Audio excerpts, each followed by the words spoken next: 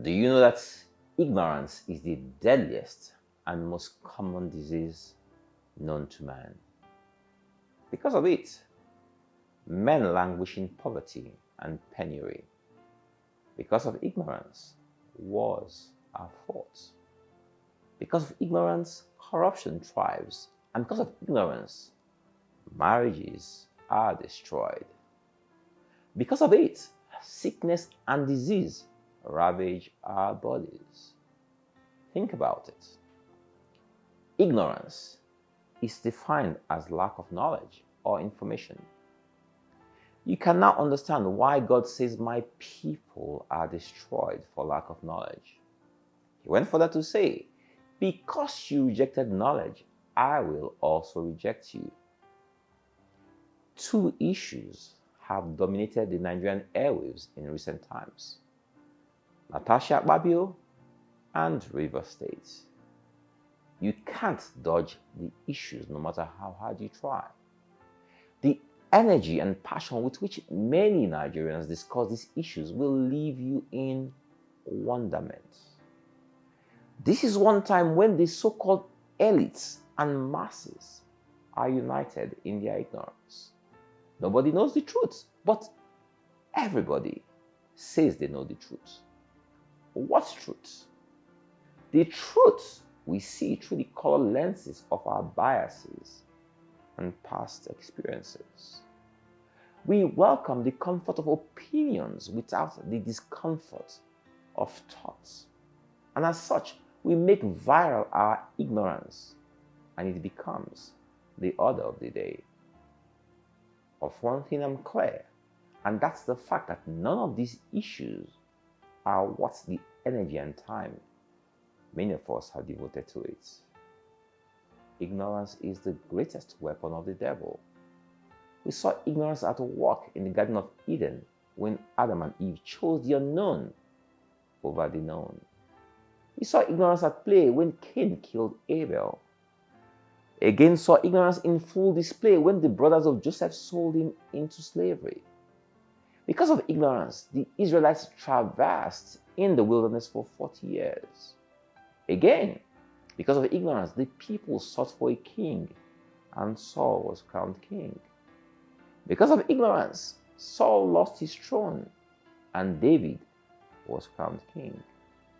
Because of ignorance, a destitute given $1 million is likely to revert to status quo in less than a year.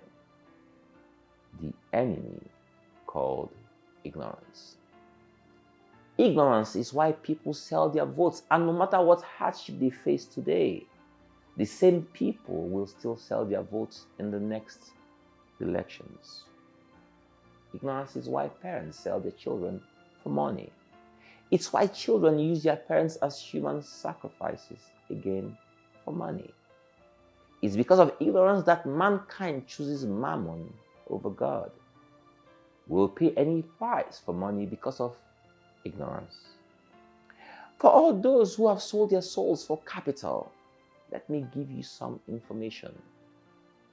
Capital is derived from the Latin word capitas.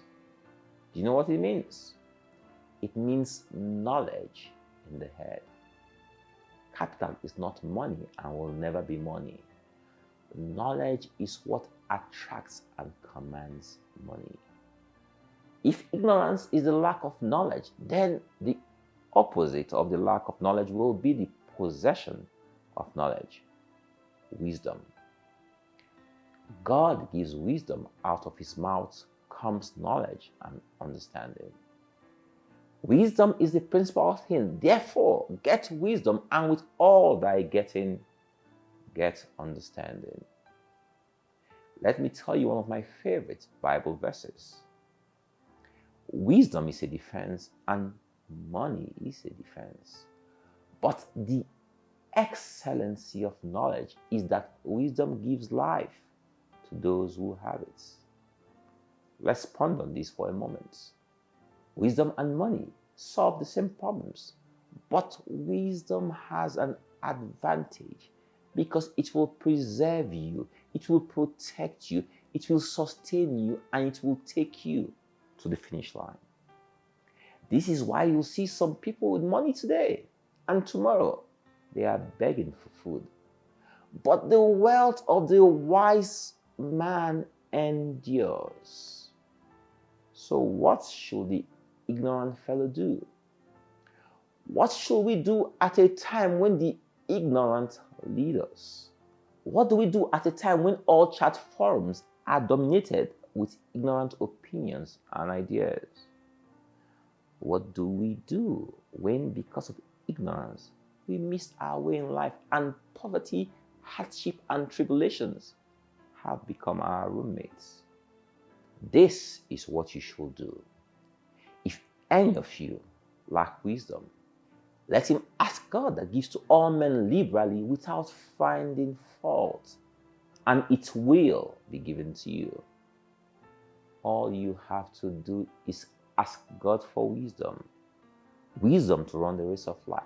Wisdom to save your marriage. Wisdom to heal your broken heart. Wisdom to lead your children to the right path. Wisdom to take the right turn when you get to a crossroad. Wisdom to choose the right life partner. Wisdom to make the correct decisions. Wisdom to say and do the right things. Wisdom to live a holy and peaceable life. Wisdom to always trust and obey God in all things and at all times.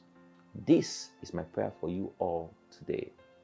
In addition to this, I pray for wisdom for our leaders, that they may always seek the counsel of God in all things. God bless you all.